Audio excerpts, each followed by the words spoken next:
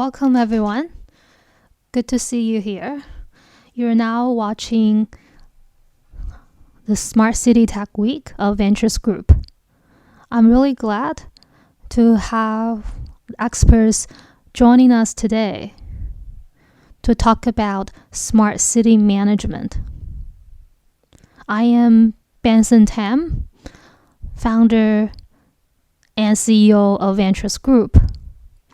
So now I would invite our experts to introduce themselves. The first speaker is Hanson. Hanson, do you want to briefly introduce yourself? Thank you, Benson. Thank you for the invite. I'm really happy to join you here. I am from the Metaverse CoE of Deloitte. My English name is Hanson. So I was involved in digitization.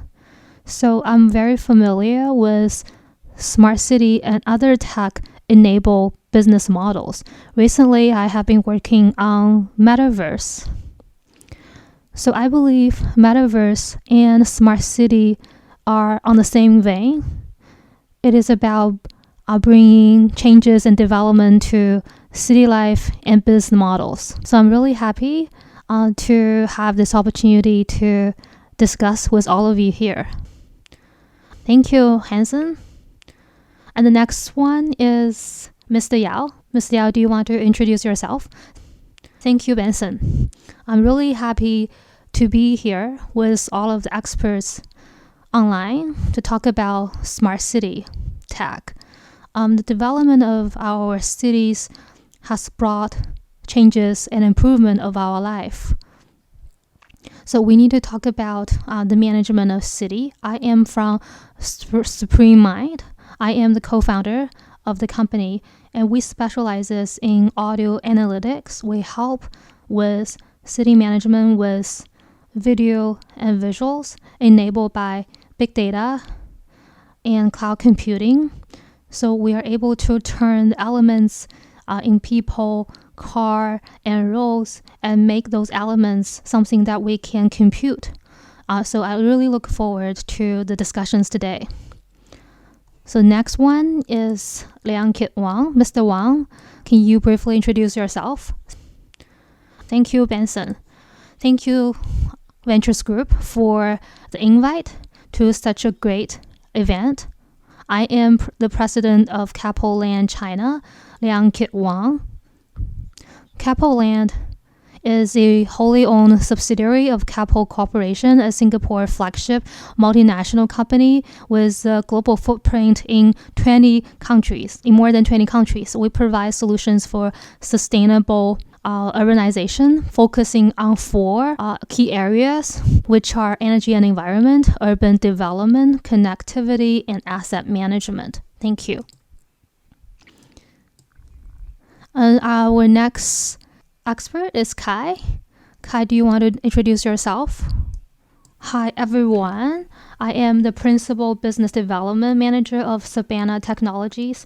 The corporate capabilities of our company include smart city, consultation, and other areas. Surbana Technologies is under the Surbana Group, which is a global urban infrastructure and management services consulting firm. And we have over 70 years of track record in successful project delivery. Thank you for the invite. So thank you, everyone. We actually have another panelist who has an urgent business, and he just boarded the plane, and he is the CTO of ISS Tech, Mr. Alan Yang, and he apologized for not being here. We have two speakers today who will talk about this whole concept of making a programmable city in terms of smart city management. So, Hanson, the floor is yours. Hello, everyone. Today's topic is smart city and programmable city in particular. Now, this concept of programmable everything is in vogue. As I mentioned earlier, that Deloitte provides business consulting, tax consulting, as well as risk management and auditing services. Last year, Metaverse was all the rage, so we also entered this space. We established this business unit. I am the lead partner for this business. So there are 3 items on my agenda here. The first is about Metaverse development trends and our understanding. Everyone might have a different understanding of this concept. And the second part is how Metaverse can be applied to smart cities. And the third item is about how Deloitte partners with you and the services that we can provide. So speaking of Metaverse, I believe the audience here is very familiar with the concept. It actually started in the 1990s. And last year we had the IPO of Roblox. So it started with the Second Life, and there were Roblox, which went public last year, and then there are Minecraft, and then we have Horizon, which is the metaverse platform of Facebook. Now Facebook was renamed to Meta. So at the bottom left, you can see these very much figures that are like real people from Second Life, but all the other platforms seem to provide slightly different versions. So it seems like people have different definitions of metaverse. So in Deloitte's definition, we call metaverse is where you have 3 words in one and governance matters. We see the combination of true virtual worlds and the real world. And within the concept of virtual world, we have both the virtual mirror world and the virtual native world. So metaverse is a combination of the virtual world and the real world. And we added to the definition of the virtual world, aka the virtual mirror world and virtual native world. And speaking of governance, the way we govern the virtual world will eventually determine the landscape of the global metaverse. So that means the laws, taxation, safety, and values in the metaverse will eventually decide the global metaverse landscapes. People might have questions about the number of metaverses around the world. So this governance model will determine that. As for the virtual mirror world, it means that in this virtual world, you will see this almost 100% replication of the real world in the virtual world. So at the top, it will replicate governments, communities, companies. And on the right, it will also replicate social systems, the legal systems, the social systems. And then you will have the virtual environment in the middle, which is a lot similar to smart cities. So you would at least have a physical city. So in this virtual mirror world, there will be replica of the city environment. And there is also replication of the way we talk, we behave, the customs and the cultures of people. And then there is this governance system. There is the governance model. There is society. There is community. there are two key elements to governance. One is the divide of rights and interests. The second is values.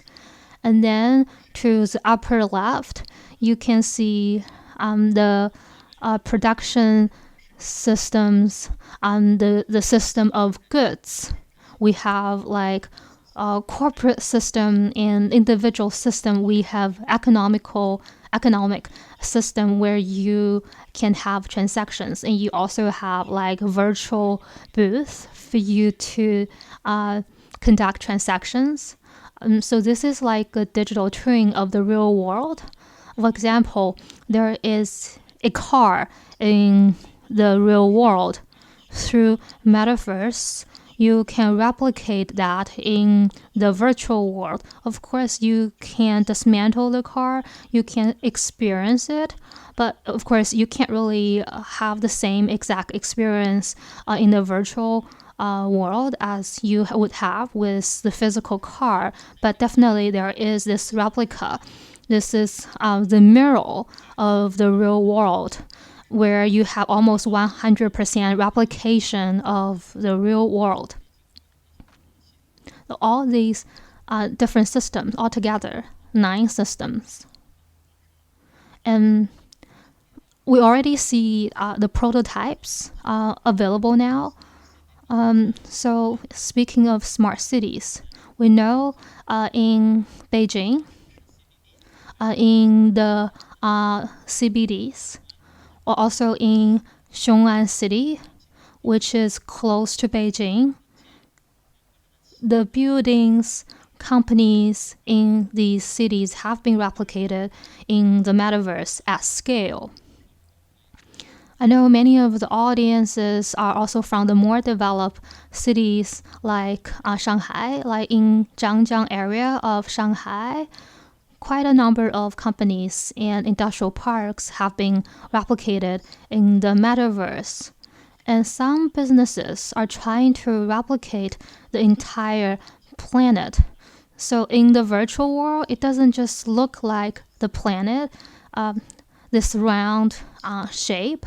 It also replicates parameters like atmosphere, locations. So you can have this replication in the metaverse of our real world. And in the real world, we have the production system, we have the goods systems, and we have very rapid development with, for example, e-commerce. In the production system, in the metaverse, we can simulate the processes of the production system. So that's a replica of the real world. And so now let's talk about the second concept, virtual native world. In addition to the replication of the real world, there is also something new created.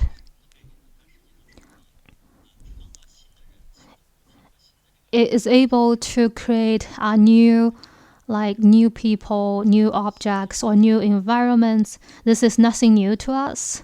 For example, on the left side, you can see these avatars.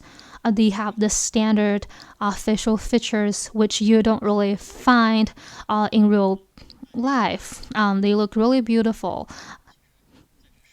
But in Metaverse, we might also see some artistic objects. When we go to different metaverse platforms, you will see roads in a different shape from the real world. And at the center, we have this concept, a new regulation. That means the playbook in metaverse is different. For example, Web3 always talks about decentralization, NFT, or crypto.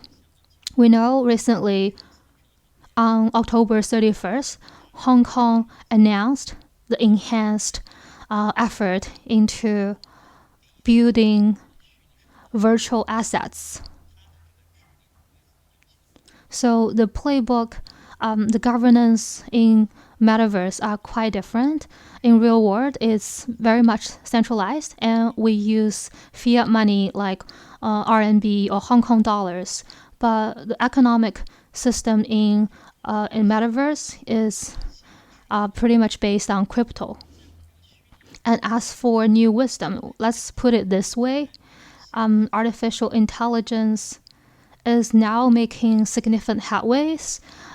Some of the artificial intelligence capabilities are even smarter than people. So in this context, how do we respond to the development of AI? This virtual native world of metaverse really has these three different features from the real world. So when we talk about smart cities, we would think about like digitization, informatics, and smart cities are becoming more intelligent.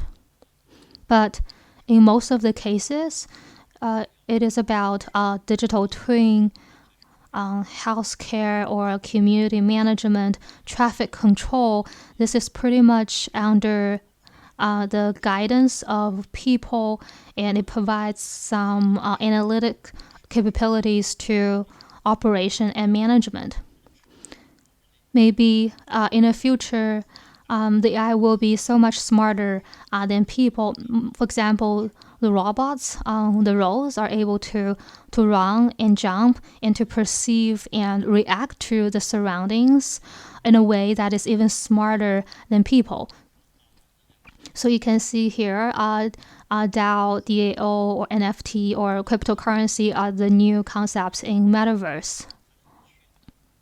So there are 5 fundamental values driving the metaverse. So metaverse needs to replicate the entire world and the whole planet, but it also drives improved efficiency and productivity.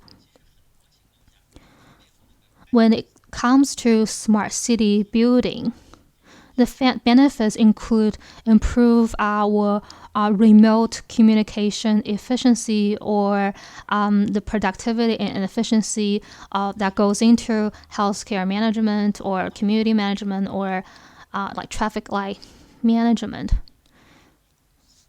And we also see this creation, influence, and new fortune created in metaverse through drag and drop. People are able to maximize their creativity. And to tie that with the concept of smart city, now smart city concept is pretty much on a smart management of our cities. But going forward in metaverse, there will be new smart cities. There will be flows of business and people in the back.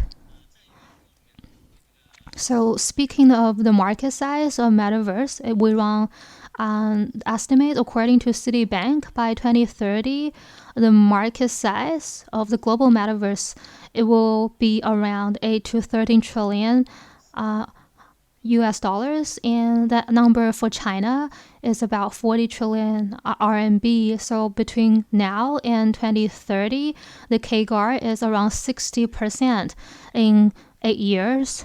No other sector promises such high level of CAGR. And now let's talk about metaverse application in smart cities. There are 4 levels.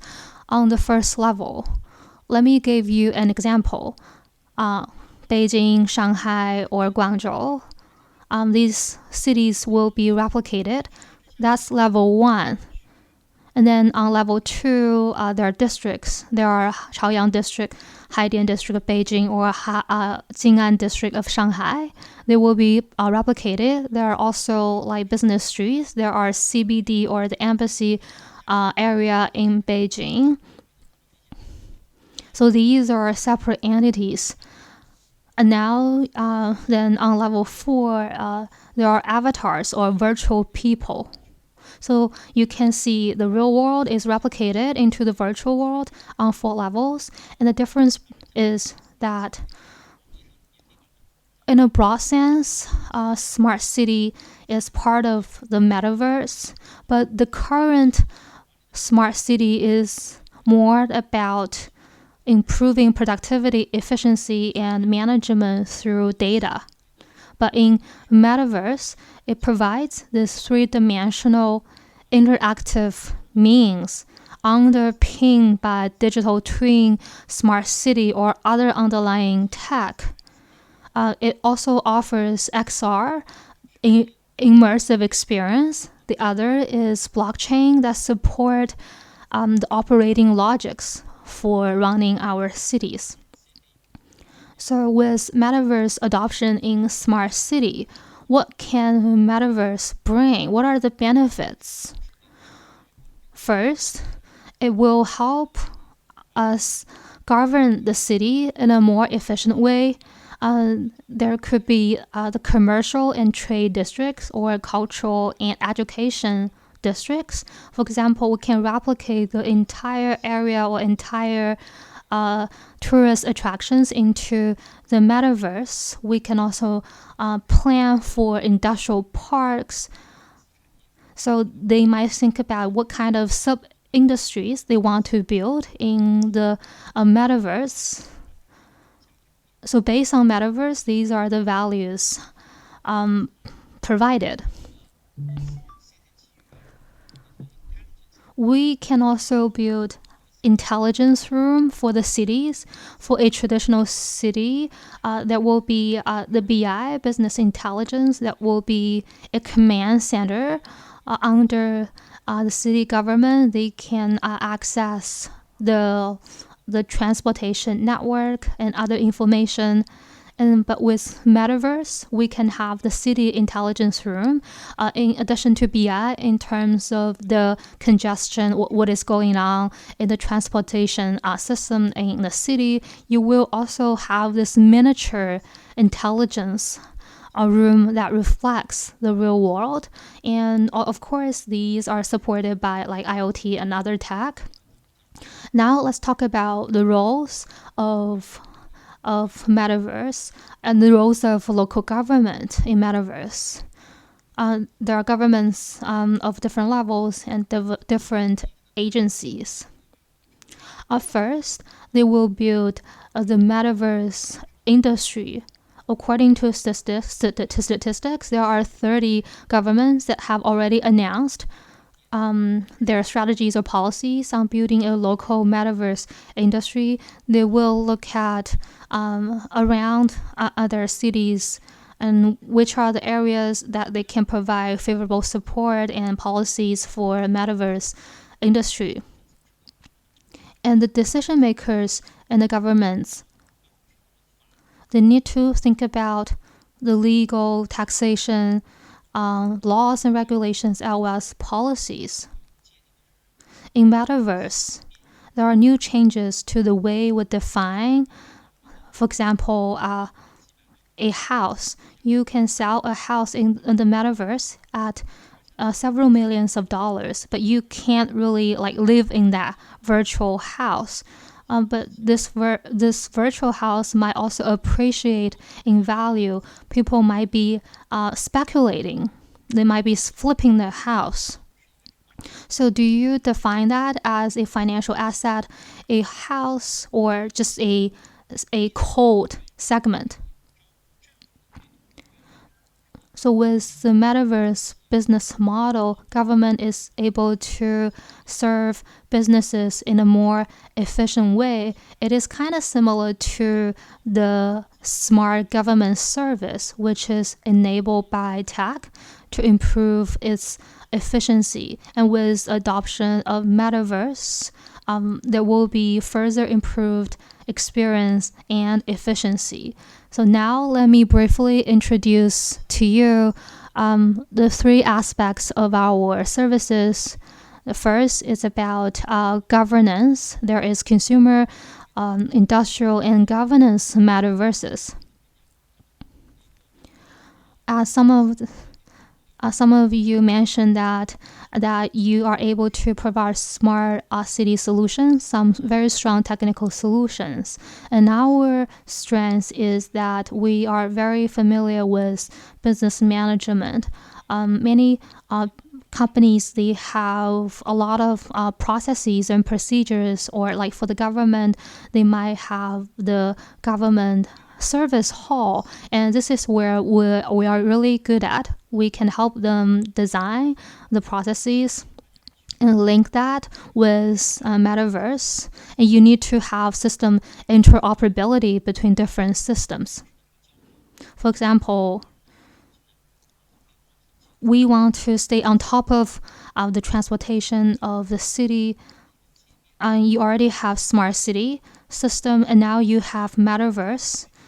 You have another level of data integration.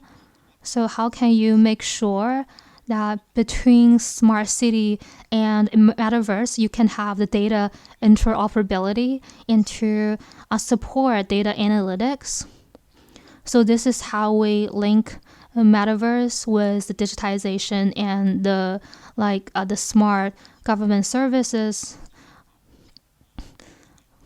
And then metaverse also supports companies and governments in their city planning or business planning. We provide strategic planning, customer experience improvement, support for HR or security management for our clients around the globe. So we have a saying here that we co-create and co-win with you in metaverse to continue innovate, and this is inseparable from digitization, from the developments in tech. So this concludes my presentation, and I look forward to discussions and your suggestions. Our next speaker is Mr. Yao, and his topic is about smart transportation. The floor is yours. Mr. Yao. Hello everyone, I am from Supremind. I am the co-founder and CEO of the company, and I know the topic of today is smart city management, and transportation is a critical part of that. You can see that there are different functional areas in a city: CBD, high-tech parks, industrial zones, universities, and the transportation network connects everything. And you're looking at part of the Beijing map, and you can see that in metropolises, traffic could be bad. Like the commute time is really long. According to some numbers, the commute time in Beijing is 94 minutes, and that's 80 minutes in Shanghai. There is a significant number of deaths and injuries due to traffic accidents. So transportation is an integral part of the urban space. It connects our mobility and the different functional areas in the city. It is of great significance to the city, and it plays a role in improving the quality of life in the city and improving the competitiveness of a city. So we have seen rapid development in China in the past decade. There are some problems facing transportation. And we have seen technologies help improve transportation. And now let's think about how can we empower transportation with digitization. In our environment, we are seeing all the moving entities, people, cars.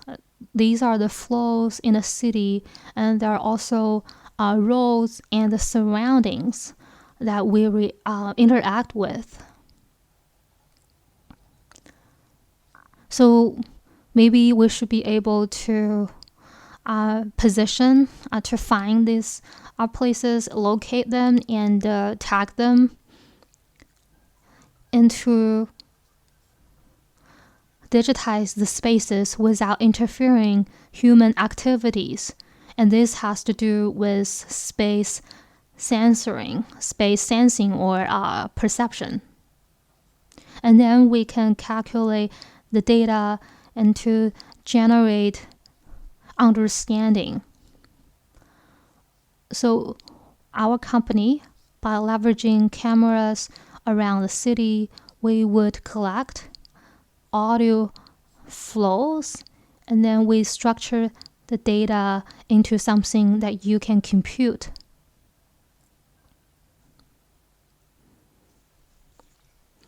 So you can see here on this slide, there are different models for perception. In the absence of AI, in the past, it was difficult for us to compute something with a computer. How could we describe the movement of a person? We couldn't do that. But now we are able to provide a description and then we can calculate. What's really important is to build the digital infrastructure. There have been many evolutions with this concept.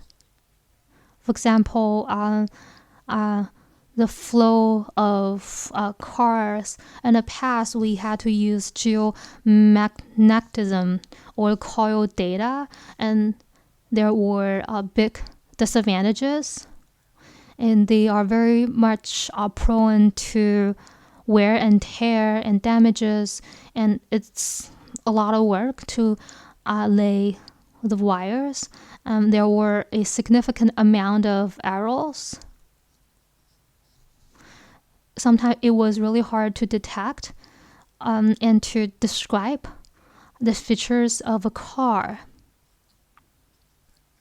Sometimes it required environment monitoring data, or like ETCs or RFID technologies. These technologies are used to sense or to perceive the environment. Now with AI, radar and other technologies and other visual technologies, we're better at collecting data. In addition to the environmental perception, we also see the developments with interactions. For example, traffic lights change how the cars interact on the roads. We are also seeing a lot of signages on the road or information boards to guide drivers' behaviors. Also in your navigation apps, there is so much more information about like the construction sites ahead of you or down the road. There's a lot of information embedded in your navigation system. So from perception to processing to interaction, these are supported by the digital infrastructure. It plays a really important role in digitization and optimization. With the data we captured, we really want to adopt the data in improving, optimizing the transportation system. First, we're able to optimize organizations. This is about organization of the transportation capabilities. In Tier 1 cities such as Beijing and Shanghai, after a city is built, the size of your roads is pretty much fixed. You can't really tear down buildings in order to expand your roads. So how can you optimize the roads you have built? There are many approaches. For instance, the road that I have around my workplace, it is west facing. We realized that this road actually changes the directions between morning and afternoon, late afternoon. So that is about optimizing the function of the road. And if we were to turn back the clock by 20 years, when it comes to how people complied with traffic rules, you would see a huge difference. Because nowadays, you don't see a lot of traffic violations in big cities, thanks to the perception technologies. For example, electronic traffic police.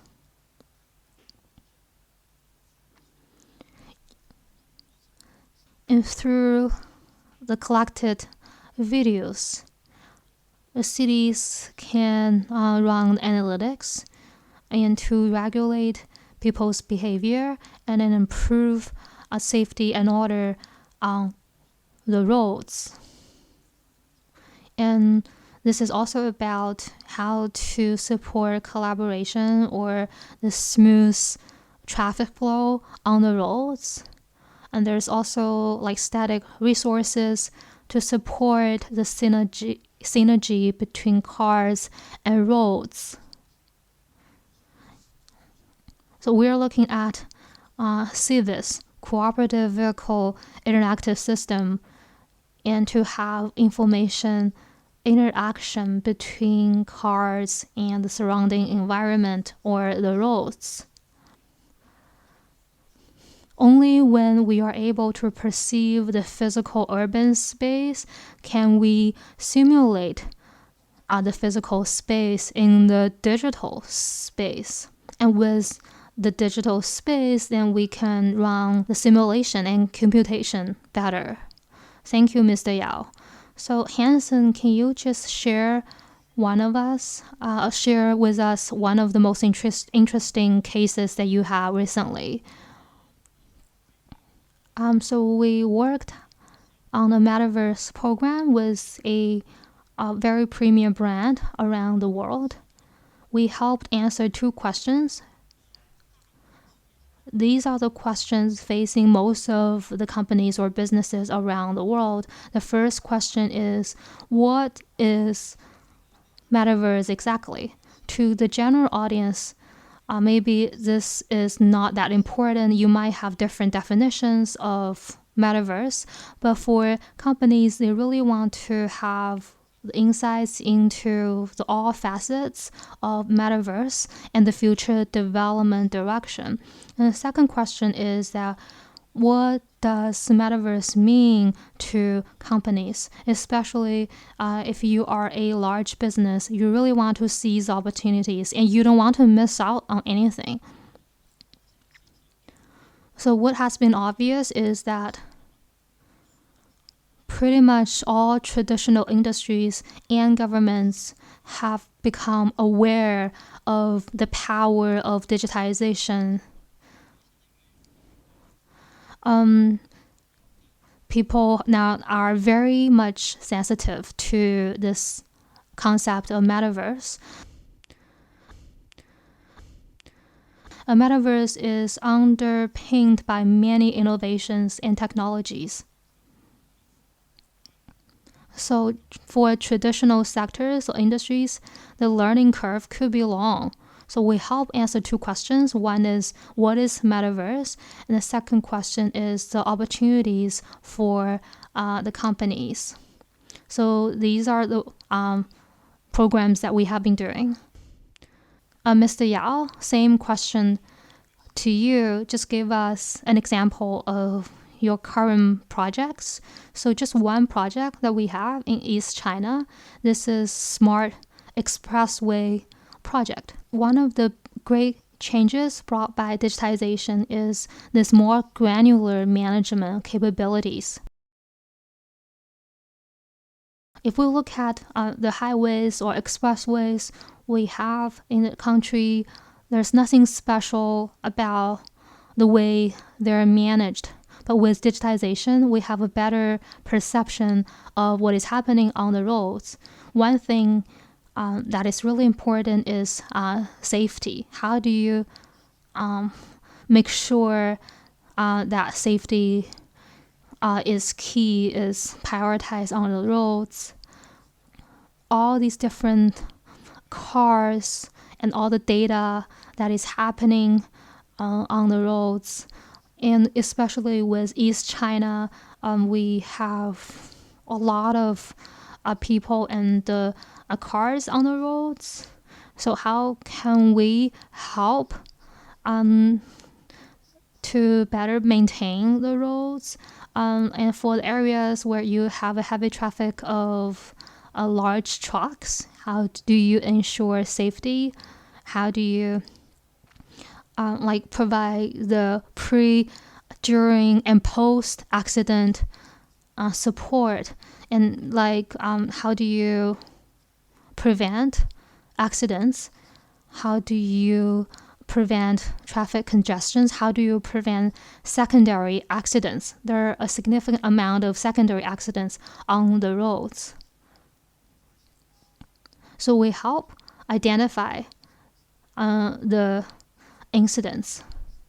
We are able to help improve the detection time by almost 40 minutes on average.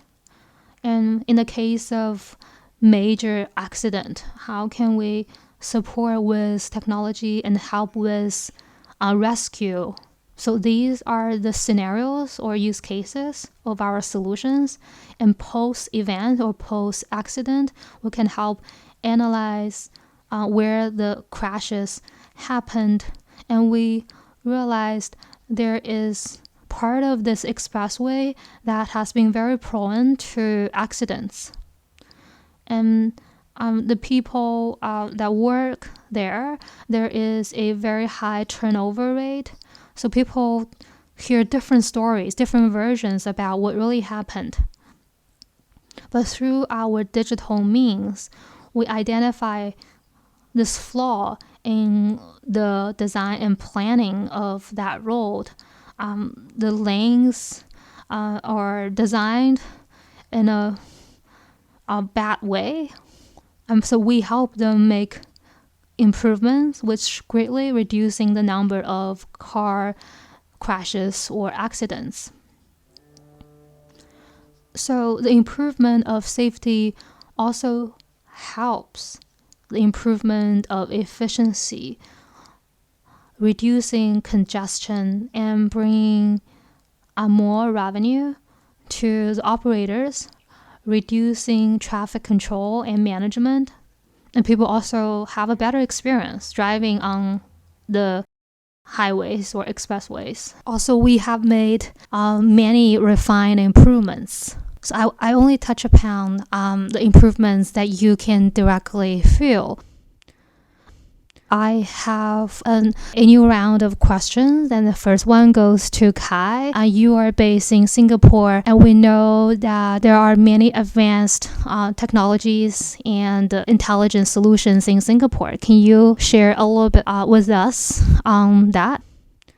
You know that Singapore has a limited land size. About 82% of the populations live in the government's public housing.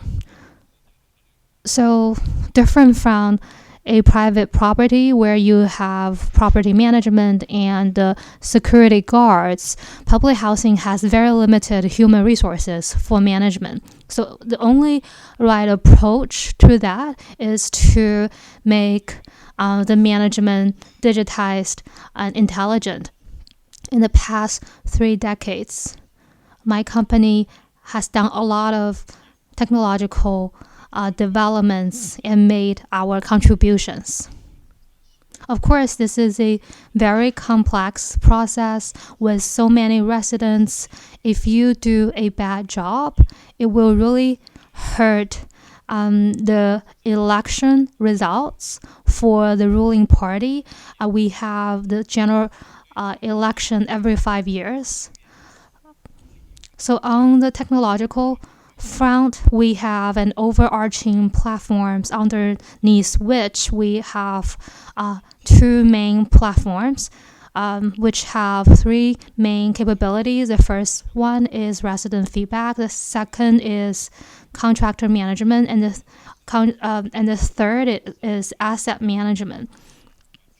These three capabilities are fully digitized. So the residents, contractors, and asset managers or owners can access our support and services. There are 17 city councils in Singapore. They are our company's clients. And these city councils cover a total of 3 to 4 million residents. So this platform helps effective management of these neighborhoods. Thank you so much, Kai. My next question goes to Liang Kit Wong from Keppel Land. Keppel Land is a Singaporean company with deep roots in China. So on the topic of programmable cities and city intelligence, what is your experience operating in China? So on the topic of programmable world is something that is arriving on the horizon. I recently read a book entitled "The Future is Faster Than You Think," and the book talks about that as long as every city in the world becomes a smart city, then we're able to realize 70% of the 17 UN SDGs. So that really shows the importance of smart cities. And I think this is also aligned with the sustainable solutions provided by our company. As I mentioned, and also as Kai mentioned earlier, that despite its small size, Singapore really enjoys a lot of advanced new ideas. Hanson touched upon Metaverse. And the digital twin concept has a lot of significance for smart cities. So like between Singapore and China, and also in Tianjin, in the project, the local government built the city brain. We have a command center. We integrate all these technologies to support city governance. And this city in Tianjin is called Ecosystem City. We are looking at solutions that we can help improve the amenities and other facilities for the local neighborhoods. Yes, I think this is along the same line of metaverse and the digital twin. Hanson, thank you for your excellent presentation. So I have a question for you on metaverse. How far is metaverse? How many years do we have to wait? So let me try to answer that in both a qualitative way and a quantitative way. And Liang Kit Wong, who also has the same surname as I do, talked about this book, that technology is faster than we think. In the past decade, if you are familiar with the space of computation, you know that the computation speed of the chips has grown at a factor of 1.1 million x But according to Moore's law, the number of transistors in a IC double about every 18 months. That should be 100 x. But actually, our computational capabilities have been growing at a rate of 1 million times. So you can see in some scenarios, robots are able to run, jump, balance and do the math. They might be lagging behind on the emotional front. So people tend to have unrealistic expectations for the short term, but overlook the opportunities for the long run. So I think there are two milestones. One is this 2-year milestone. We are going to look at the benchmark companies. People are guessing what type of portable XR technologies will be introduced by Apple. So that will increase the general public's access to metaverse. Now, some of the AR, VR devices are just too heavy. And then the other milestone is 5 years from now. This is when we will probably see the arrival of 6G. There will be a significant amount of data that needs to be transmitted. But now we are still limited in this regard. So if you look at Meta avatars, most of them only have the upper part of their bodies because they can't really transmit so much data at high speed.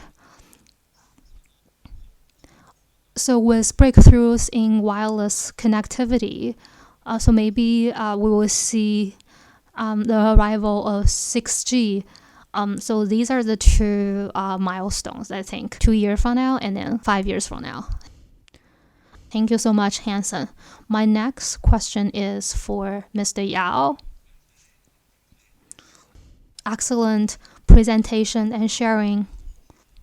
So your company's solutions, where have you deployed your company's solutions in China? And then 2 years from now and 5 years from now, do you think the transportation network in China will gain more perception or cognition capabilities? What are the changes are we going to see?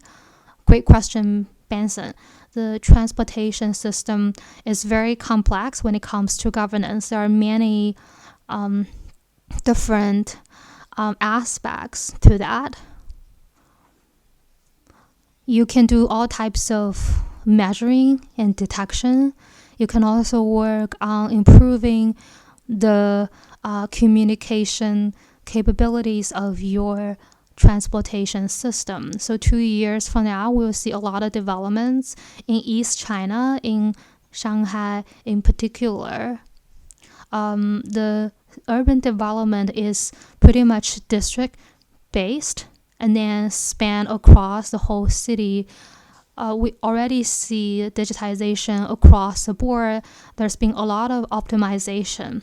So it's all about space utilization, optimization. And there have been a lot of great applications. So I think we will see the technology coming faster than we expect. Of course, changes don't really happen overnight, but every few months, you will see the iteration. We're accumulating a lot of data and arithmetic models. So changes are taking place all the time. That means smaller changes over the next 2 years and then major changes over the next 5 years. Like 5 years ago, back in 2017, we didn't have so much technology-enabled development. But now we're going to see more of a stage development enabled with the advancement of technology. Now I'm going to open the floor to everyone here. Let's try to envision the future. We talked about cities becoming more programmable. as a city dweller 5 years from now, in the programmable city, where do you envision the most revolutionary, the biggest changes? So do we want to also talk about that?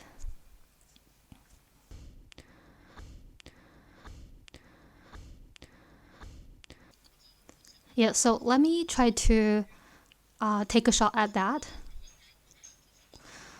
Kai just shared that this overarching platform that they have in Singapore that really facilitates communication. I think in the programmable cities, as Hanson mentioned, that technology will keep iterating. But I think the key is on communication or exchanges. There will be more platforms that collect data. That's my take on this topic. People will focus more on IoT or AIoT and platforms to support city residents, government officials, city managers to have more platforms for communications, and you will have more data to help them chart out the future development directions. Yes. Right now, the focus is on improving productivity or efficiency. I think the next milestone will zoom in on the better utilization of energy. I think that will be the next target for cities. From the perspective of big data, we will see the convergence of information brought by IoT into precisely measure like power consumption, and then to really optimize data utilization. Also, let me try to chime in on that. This is a very forward-looking question. So my take on that is threefold, where I see the biggest changes. After we have a programmable city, when it comes to the management of transportation or communities, I think the management will become more productive since we now have the programmable capabilities as city managers or operators. You now can manage the city, the districts and communities, the transportation, or your police officers, your traffic police officers through this programmable capabilities, through this command center. It's like having a button overarching for your city. You will greatly improve both efficiency and experience, as opposed to relying on redundant processes that we had in the past. And secondly, with a city being programmable, people that have creativity are able to realize their ambitions. For example, if you are a designer or architect, you can't just simply build a building. It's not that easy. But with Metaverse, you can just use your codes in the Metaverse, and through drag and drop, you can build a building in the Metaverse. This is where you can have your talents shine for the general public, and they will be part of the urban management process, and they will become a stakeholder in the whole endeavor. And thirdly, we will see new creations. Right now, the smart city is based on efficiency improvement and the real world. But once the cities are more programmable, we will see more enablement from AI or even like 3D printing. There will be new city structures in the virtual world, which will eventually be reflected in the real world. So we will see some very interesting new entities both in the physical and the virtual worlds. These are the three changes I believe will be brought about by a programmable city. Yes, the reason that we want to have a smarter city is that we want to improve people's quality of life and to realize their ambitions, their creativity, and capabilities. The intelligence of a city is multifold in terms of transportation or in terms of this one-stop government services we see in Shanghai.